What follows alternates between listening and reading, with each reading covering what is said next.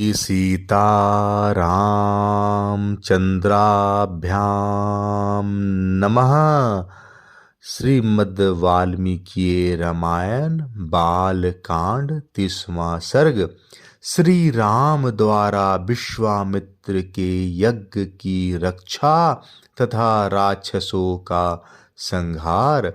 तदंतर देश और काल को जानने वाले शत्रुदमन राजकुमार श्री राम और लक्ष्मण जो देश और काल के अनुसार बोलने योग्य वचन के मर्मज्ञ थे, कौशिक मुनि से इस प्रकार बोले। भगवान, अब हम दोनों यह सुनना चाहते हैं कि किस समय उन दोनों निशाचरों का आक्रमण होता है, जबकि हमें उन दोनों को यज्ञ भूमि में आने से रोकना है।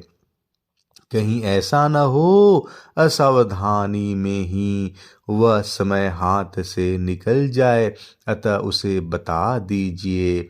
ऐसी बात कहकर युद्ध की इच्छा से उतावले हुए उन दोनों कुकुत्स्थवंशी राजकुमारों की ओर देखकर वे सब मुनि बड़ी प्रसन्न हुए और उन दोनों बंधुओं की भूरी भूरी प्रशंसा करने लगे। वे बोले, ये मुनिवर विश्वामित्र जी की यज्ञ की दीक्षा ले चुके हैं, अतः अब मौन रहेंगे। आप दोनों रघुवंशी वीर सावधान होकर आज से 6 रातों तक इनके यज्ञ की रक्षा करते रहें। मुनियों का यह वचन सुनकर वे दोनों यशस्वी राजकुमार लगातार 6 दिन और 6 रात तक उस तपोवन की रक्षा करते रहे। इस बीच में उन्होंने नींद भी नहीं ली। शत्रुओं का दमन करने वाले वे परम धनुर्धर वीर सतत सावधान रहकर मुनिवर विश्वामित्र के पास खड़े हो उनकी और उनके यज्ञ की रक्षा में लगे रहे। इस प्रकार कुछ काल बीत जाने पर जब 6ठा दिन आया, तब श्री राम ने सुमित्रा कुमार लक्ष्मण से कहा, सुमित्रानंदन, तुम अपने चित्त को एकाग्र करके सावधान हो जाओ। युद्ध की इच्छा से शीघ्रता करते हुए श्री राम इस प्रकार यह कह ही रहे थे कि उपाध्याय ब्रह्मा, पुरोहित, उपदृष्टा तथा अन्य ऋत्विजों से घिरी हुई यज्ञ की वेदी सहसा प्रज्वलित हो उठी। वेदी का यह जलना राक्षसों के आगमन का सूचक उत्पात था। इसके बाद कुश, चमस, स्तृक, समिधा और फूलों की ढेर से सुशोभित होने वाली विश्वामित्र तथा ऋत्विजों सहित जो यज्ञ की वेदी थी, उस पर आहवनीय अग्नि प्रज्वलित हुई। अग्नि का यह प्रज्वलन यज्ञ के उद्देश्य से हुआ था। फिर तो शास्त्रीय विधि के अनुसार वेद मंत्रों के उच्चारण पूर्वक उस यज्ञ का कार्य आरंभ हुआ। इसी समय आकाश में बड़े जोर का शब्द हुआ, जो बड़ा ही भयानक था। जैसे वर्षा काल में मेघों की घटा सारे आकाश को घेर कर छाई हुई दिखाई देती है, उसी प्रकार मारीच और सुबाहु नामक राक्षस जब सब ओर अपनी माया फैलाते हुए यज्ञ मंडप की ओर दौड़े आ रहे थे, उनके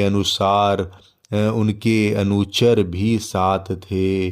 उन भयंकर राक्षसों ने वहां आकर रक्त की धाराएं बरसाना आरंभ कर दिया। रक्त के उस प्रवाह से यज्ञ वेदी के पास आसपास की भूमि को भीगी हुई देख श्री रामचंद्र जी सहसा दौड़े और इधर उधर दृष्टि डालने पर उन्होंने उन राक्षसों को आकाश में स्थित देखा।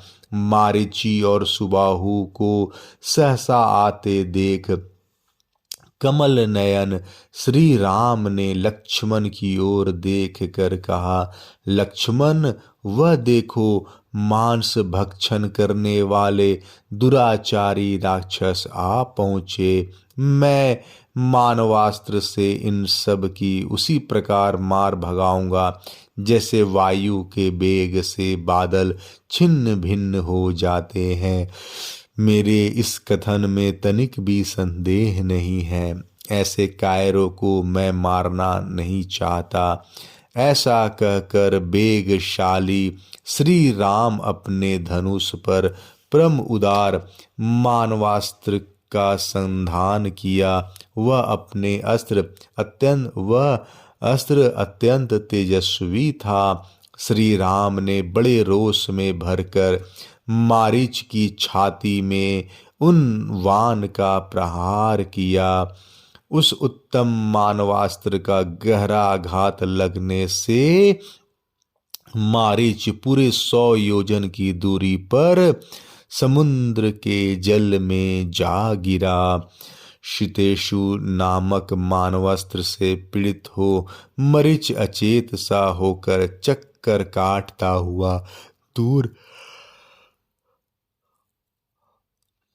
चला जा रहा है। यह देख श्री राम ने लक्ष्मण से कहा, लक्ष्मण देखो, मुनि के द्वारा प्रयुक्त शितेशु नामक मानवास्त्र इन राक्षसों को मूर्छित करके दूर लिया जा रहा है, किंतु उनके प्राण नहीं ले रहा है। अब यज्ञ में विघ्न डालने वाले इन दूसरे निर्दयी दुराचारी पापकर्मी एवं रक्तभोजी राक्षसों को भी मार गिराता हूँ। लक्ष्मण से ऐसा कहकर रघुनंदन श्री राम ने अपने हाथ की फुर्ती दिखाते हुए से शीघ्र ही महान आग्नेयास्त्र का संधान करके उसे सुबाहु की छाती पर चलाया। उसकी चोट लगते ही वह मरकर पृथ्वी पर गिर पड़ा। फिर महायशस्वी परम उदार रघुवीर ने वायास्त्र लेकर शेष निशाचरों को भी संहार कर डाला और मुनियों को परम आनंद प्रदान किया। इस प्रकार रघुकुल नंदन श्री राम यज्ञ में विघ्न डालने वाले समस्त राक्षसों का वध करके वहां ऋषियों द्वारा उसी प्रकार सम्मानित हुए जैसे पूर्व काल में देवराज इंद्र असुरों पर विजय पाकर महर्षियों द्वारा पूजित हुए थे। यज्ञ समाप्त होने पर महामुनि विश्वामित्र ने संपूर्ण दिशाओं को विघ्न बाधाओं से रहित देखकर श्री रामचंद्र जी से कहा, महाबाहो, मैं तुम्हें पाकर कृतार्थ हो गया। तुमने गुरु की आज्ञा का पूर्ण रूप से पालन किया। महायशस्वी वीर, तुमने इस प्रकार तुमने इस सिद्धाश्रम का नाम सार्थक कर दिया। इस प्रकार श्री रामचंद्र जी की प्रशंसा करके मुनि ने उन दोनों भाइयों के साथ संध्योपासना की। 30वां सर्ग समाप्त। जय श्री राम।